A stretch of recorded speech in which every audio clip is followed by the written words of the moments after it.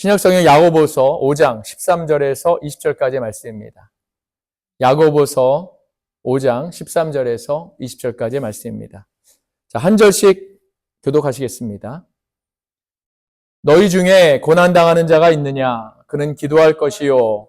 즐거워. 그는 찬송할지니라. 예, 다음 분들 읽어주세요.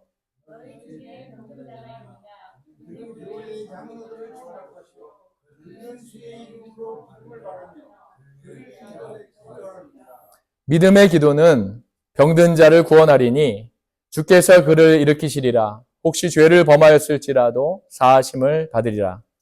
그러므로 너희들을 서로 고백하며 영이 낫기를 위하여 서로 기도하라.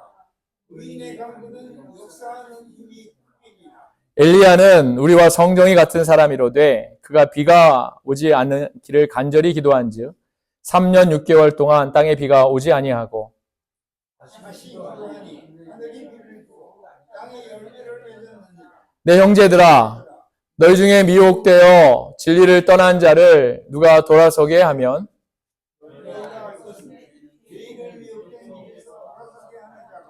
그의 영혼을 사망에서 구원할 것이며 허다한 죄를 덮을 것임이라. 아멘. 살아계신 하나님의 말씀입니다. 오늘 말씀을 통해 여러분 모두에게 귀한 하나님의 은혜가 임하길 주님의 이름으로 축원합니다. 제럴드 시처라는 목사님이 쓰신 하나님이 기도에 침묵하실 때라는 그런 책을 보면 크리스천으로서 우리는 어떻게 또 어떠한 방법으로 하나님께 기도해야 하는가에 대해서 그가 참 평생에 고민하고 담론했던 그런 내용이 담겨져 있습니다. 이 책의 저자였던 제럴드 시처라는 분이 이 책을 쓰면서 그의 평생에 이 문제에 대해서 정말 너무나도 고민하고 그렇게 했다는 것을 이 책에서 이야기하고 있죠. 그 이유는 그 자신이 이 책을 쓰기 11년 전에 교통사고로 사랑하는 아내, 또 5살 박이 딸, 그리고 그의 어머니를 한꺼번에 잃었기 때문입니다.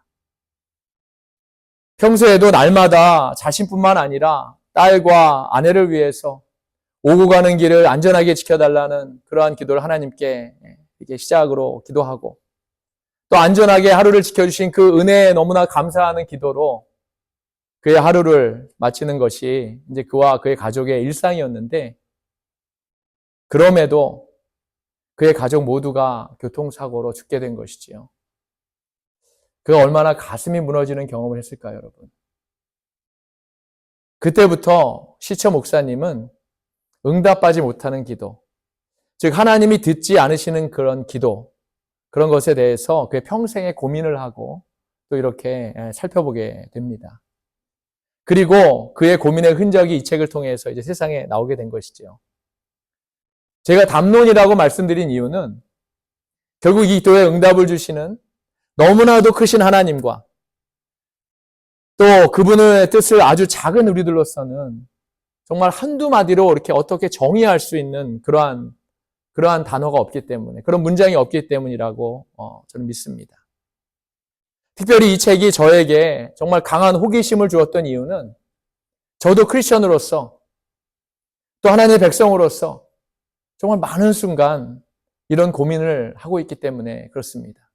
여러분은 어떠신가요? 여러분도 이런 고민을 많이 하실 줄 압니다.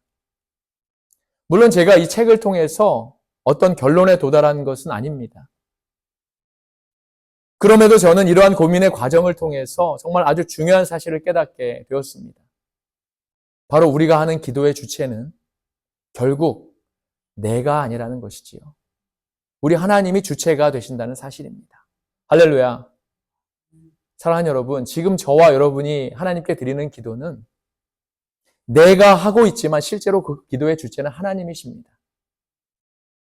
그 기도를 하나님이 주관하시고 하나님의 때에 응답하시기 때문에 당연히 그런 것이지요. 그런데 우리가 하는 기도의 주체가 나 자신이라고 착각하기 때문에 우리가 원하는 그러한 때에 응답하지 못했다고 그렇게 생각하는 것이지요. 야고보 사도는 오늘 본문에 우리에게 믿음의 기도에 대해서 말씀하고 있습니다. 그러면서 그는 엘리야의 기도를 언급하지요.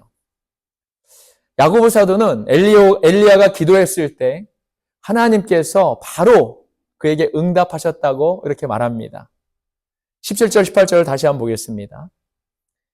엘리야는 우리와 성정이 같은 사람이로되 그가 비가 오지 않기를 간절히 기도한 즉 3년 6개월 동안 땅에 비가 오지 아니하고 다시 기도하니 하늘이 비를 주고 땅이 열매를 맺었느니라. 아멘. 여러분, 도대체 엘리야는 어떻게 기도를 했길래, 그의 기도가 어땠길래 하나님께서 그 기도를 곧바로 응답하셨을까요? 엘리야는 우리가 잘 아는 대로 솔로몬 이후에 통일 이스라엘이 북이스라엘과 남유다로 갈라졌는데, 북이스라엘에 하나님이 보시기에 정말 가장 악했던 왕, 아합 왕 당시에 하나님의 선지자로 그렇게 쓰임받았던 사람입니다. 열왕기상 16장에 보면 유다의 아사 왕 제38년에 오므리의 아들 아합이 이스라엘의 왕이 되었는데 그의 이전의 모든 사람보다 여호와 보시기에 악을 더욱 행하였고 시돈 사람의 왕 엣바알의 딸 이세벨을 아내로 삼고 바알을 목상으로 만들어서 섬기고 예배했다고 이렇게 되어 있습니다. 이방 땅에, 특별히 가나안 땅의 이방인을 아내로 맞이하지 말라는 말씀은 출애굽 당시에 1세대 이스라엘 백성들에게, 또 신명기 성경에서도 2세대 이스라엘 백성들에게 분명히 하나님께서 명령하고 가르치고 계십니다. 그럼에도 한 나라를 통치하는 왕이 제일 먼저 하나님의 명령을 거역하고 있는 것이지요.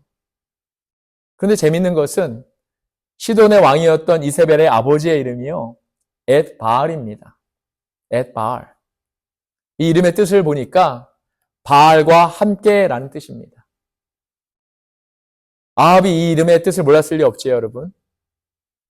우리로 치면 주님과 동행하는 사람이라는 거룩한 이름과도 같은 이름일 텐데, 아무튼 그 이름에서도 알 수 있듯이 엣바알의 딸을 아내로 맞았으니 바알을 섬기는 것이 어쩌면 당연한 일일 것입니다.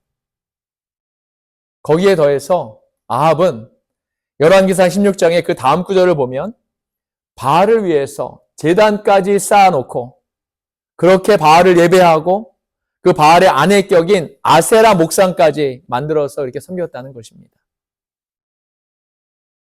하나님이 얼마나 이 아합을 보고 진노하셨는지, 당시에 베델 사람 히엘이 북이스라엘의 여리고성을 건축하게 되었는데 그가 그 터를 쌓을 때 맏아들 아비람을 잃었고 그 성을 세울 때 막내 아들 수굽을 잃게 되었다고 성경은 말하고 있습니다.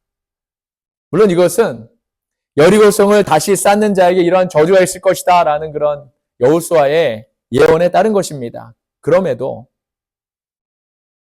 이러한 하나님의 진노하심이 정말 너무나도 크셨다는 것입니다.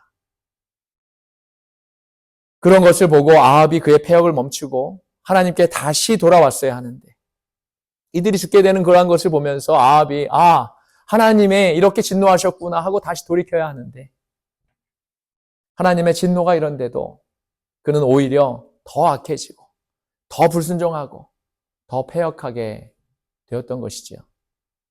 그리고 이제 오늘 본문에 언급된 대로 엘리야가 하나님께 기도합니다. 열왕기상 17장 1절을 한번 보겠습니다. 길르앗에 우거하는 자 중에 디셉 사람 엘리야가 아합에게 말하되 내가 섬기는 이스라엘의 하나님 여호와께서 살아계심을 두고 맹세하노니 내 말이 없으면 수년 동안 비도 이슬도 있지 아니하리라 하니라. 아멘. 이 엘리야의 기도를 하나님께서 응답하셔서 실제로 비나 이슬이 전혀 없는 3년 반을 이스라엘은 고통 속에 살아야 했다는 것입니다. 그리고 3년이 지난 어느 날 엘리야에게 하나님의 말씀이 다시 임합니다. 열왕기상 18장 1절입니다. 많은 날이 지나고 제3년에 여호와의 말씀이 엘리야에게 임하여 이르시되 너는 가서 아합에게 보이라. 내가 비를 지면에 내리리라. 아멘. 그리고 엘리야는 아합과 이세벨이 내세운 바알의 선지자들과의 싸움, 즉 어느 신이 하늘에서 비를 내리게 할 수 있는가, 이 싸움에서 이제 완전히 승리하게 됩니다. 사랑하는 여러분, 엘리야가 무엇을 승리했다고 했습니까? 성경은 그가 다시 기도하니 하늘이 비를 주고 땅이 열매를 맺었느니라 라고 이렇게 말씀하고 있습니다. 그가 다시 기도하니. 그런데 오늘 야고보 사도가 정말로 하고 싶었던 이야기는 본문 17절 초반부에 그런 말씀입니다. 엘리야는 우리와 성정이 같은 사람이로되 라는 말씀이지요. 그러면서 그가 간절히 기도했다고 말씀합니다. 우리와 성정이 같은 엘리야가 하나님께 간절히 기도했더니 그 기도가 하늘에 응답되었다는 것입니다. 그런데 우리는 이 부분만을 생각하면서 하나님께 간구하며 기도해서는 안 됩니다. 이 부분만을 떼어서 하나님께서는 간절하게 기도하면 반드시 이뤄주실 거야 이렇게 기도하면 혹시 그 기도가 응답되어지 않았을 때 우리는 많은 부분 낙심하게 되기 때문이지요. 사랑하는 여러분, 우리는 당연히 하나님께 이렇게 이루어질 것을 믿고 간절히 기도해야 합니다. 하지만 문제는 우리가 이렇게 기도하지 말라는 것이 아니라 이렇게 기도하기에 앞서서 기도의 주체이신 하나님과의 올바른 관계를 우리가 먼저 세워야 한다는 것입니다. 엘리야는 우리와 성정이 같은 사람이기는 하지만 하나님과 계속해서 교통교제를 했던 사람입니다. 바로 이 사실이 너무나도 중요한 것입니다. 엘리야가 하나님과 계속 교통했다는 사실을 알게 해주는 내용이 아까 우리가 살펴보았던 열왕기상에 아합이 소개되었던 그런 내용에 담겨져 있습니다. 아합이 이방 여인을 아내로 맞이했고 그들이 믿는 바알을 섬김으로 인해서 하나님이 얼마나 진노하고 계신다는 그 사실을 엘리야는 잘 알고 있었습니다. 그래서 그의 기도는 이스라엘을 3년 반 동안이나 비가 오지 않게 해달라는 그런 기도로 이어질 수 있었던 것이지요. 그 기간을 통해서라도 아합과 이스라엘이 다시 회개하고 하나님께로 돌아올 수 있는 기회를 주고 싶어 하신다는 그런 하나님의 뜻을 엘리야는 정확히 알고 있었던 것입니다. 저와 여러분은 이 구절을 읽으시면서 그런 생각을 해보신 적이 있으신가요? 예, 없으시지요. 사랑하는 여러분, 하나님은 기다려주시는 하나님이십니다. 할렐루야. 하나님은 어떻게든 패역한 우리가 그 잘못을 깨닫고 회개하며 하나님께로 다시 돌아오기만을 기다리고 계시지요. 그리고 회개하고 돌아오기만 하면 어떻게 말씀합니까? 더 이상 그 죄를 기억조차도 않으신다는 그런 말씀하시지 않습니까? 엘리야는 그런 하나님의 마음을 알고 3년 반이라는 기간을 아합에게 주었는데 아합은요, 그 사실을 전혀 깨닫지 못하고 있습니다. 오히려 아합은 더 악해지고 더 불순종해져서 결국 비를 내리는 결투까지 가게 되었지만 사실 그것이 하나님의 뜻은 아니었다는 것이지요. 엘리야는 우리와 성정이 같은 사람이지만 하나님과 교통교제했던 사람입니다. 이러한 사람을 성경은 의인이라고 말합니다. 실제로 의인은 아닐진데 하나님으로부터 의인으로 인정받는다는 것이지요. 자, 이제 우리는 응답받는 기도에 한 걸음, 또 두 걸음 정도 더 나아가게 되었습니다. 첫째 걸음은 기도의 주체는 기도하는 내가 아니라 내 기도를 들으시는 하나님이라는 사실이고요. 할렐루야. 두 번째 걸음은 우리가 하나님께 기도할 때 정말 간절한 마음으로 기도드려야 하지만 그 전에 그분과 교통되어야 한다는 말씀입니다. 이제 우리가 의인은 아니지만 하나님께서 우리를 의인으로 인정해 주셔서 우리는 의인으로서 믿음의 기도를 하게 되는 것입니다. 13절, 14절 다시 한번 보겠습니다. 너희 중에 고난당하는 자가 있느냐? 그는 기도할 것이요. 즐거워하는 자가 있느냐? 그는 찬송할지니라. 너희 중에 병든 자가 있느냐? 그는 교회의 장로들을 청할 것이요. 그들은 주의 이름으로 기름을 바르며 그를 위하여 기도할지니라. 아멘. 그러면서 야고보 사도는 믿음의 기도의 능력을 말씀합니다. 믿음의 기도는 이렇게 나오죠. 믿음의 기도는 병든 자를 구원하리니 주께서 그를 일으키시리라. 혹시 죄를 범하였을지라도 사하심을 받으리라. 그러므로 너희 죄를 서로 고백하며 병이 낫기를 위하여 서로 기도하라. 의인의 간구는 역사하는 힘이 큼이니라. 아멘. 사랑하는 여러분, 얼마나 강력한 말씀인지 모릅니다. 얼마나 강력한 말씀인지 모릅니다. 믿음의 기도는 병든 자를 구원한다고 말씀하고 있지요. 여기에서 구원의 의미는 몸이 다시 건강하게 회복되는 것만을 의미하지 않습니다. 마음이 병든 자, 몸이 병든 자, 또 관계 때문에 고통받는 자 모두를 말합니다. 거기에 더불어 죄에 대해 사함을 받는다고까지 했습니다. 구약의 백성들은 몸이 병들고 아픈 것을 육체적인 관점으로만 보지 않았습니다. 그들은 그 사람의 몸이 아픈 이유를 그 사람이 지은 죄 때문이라고 이렇게 보았지요. 그래서 나병이나 눈이 멀었거나 태어나면서 안진뱅이였던 사람들을 그 사람의 죄 때문인지 아니면 조상들의 죄 때문인지 제자들이 예수님에게 묻지 않았습니까? 예수님 뭐라고 말씀하셨죠, 여러분? 그것은 그들의 죄도 아니고 그 조상들의 죄 때문도 아니고 하나님의 영광을 나타내기 위함이라 라고 이렇게 말씀하지 않으십니까? 그럼에도 이 생각의 전통의 토대가 예수님이 오시고 난 후에도 완전히 없어지지 않은 것이지요. 이런 전통을 듣고 나니까 야고보 사도의 이 말이 좀 재밌지 않습니까? 믿음의 기도는 병든 자를 구원하리니 주께서 그를 일으키시리라. 혹시 죄를 범하였을지라도 사하심을 받으리라. 할렐루야. 혹시 죄를 범하였을지라도 사하심을 받으리라. 그리고 이어지는 구절에서도 이 말씀과 연관이 됩니다. 그러므로 너희 죄를 서로 고백하며 병이 낫기를 위하여 서로 기도하라. 할렐루야. 사랑하는 여러분, 죄를 고백하고 회개하는 일은 저와 여러분, 우리에게 있어서 가장 중요한 일입니다. 그리고 서로 고백하라고 했습니다. 서로 고백하고 서로 기도하라고 했지요. 우리 교회 공동체에서 할 일은 바로 이것입니다. 우리가 서로 사랑해주는 일도 필요하고 하지만 서로 아껴주고 도와주는 것도 필요하지만 그보다 가장 먼저 해야 할 중요한 일이 바로 서로 죄를 고백하고 그리고 서로 기도해야 한다는 겁니다.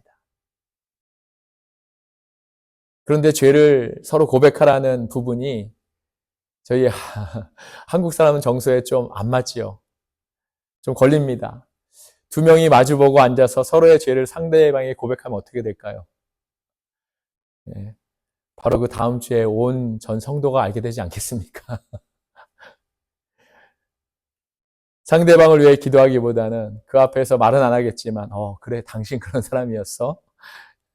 이렇게 할 수 있다는 거죠. 초대교회 당시에는 예루살렘 교회를 비롯해서 많은 교회들이 공동체 생활을 했습니다. 그래서 여기서 죄를 서로 고백하라는 말씀은 죄에 대한 고백과 회개는 하나님께 하되 모두 모여서 함께 기도하며 하라는 그러한 것으로 해석하는 것이 더 맞은 해석일 것 같습니다. 서로를 위해 기도하라는 것도 마찬가지겠지요. 그리고 야고보 사도의 결론은 이것입니다. 의인의 간구는 역사하는 힘이 큼이니라. 할렐루야.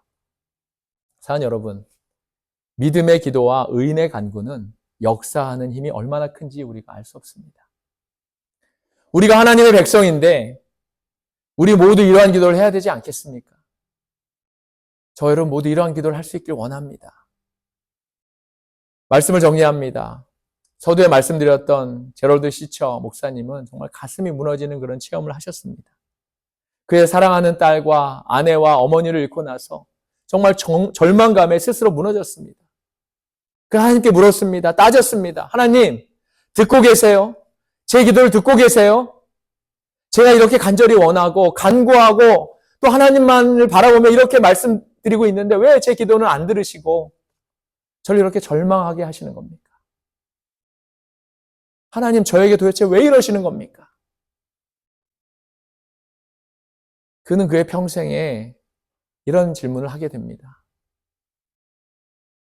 사랑하는 여러분, 우리가 만약 우리 사랑하는 가족을 또 우리 사랑하는 사람을 사고로 잃게 된다면 우리라고 이러지 않았을까요? 하나님 왜 접니까? 왜 저에게 왜 이러십니까?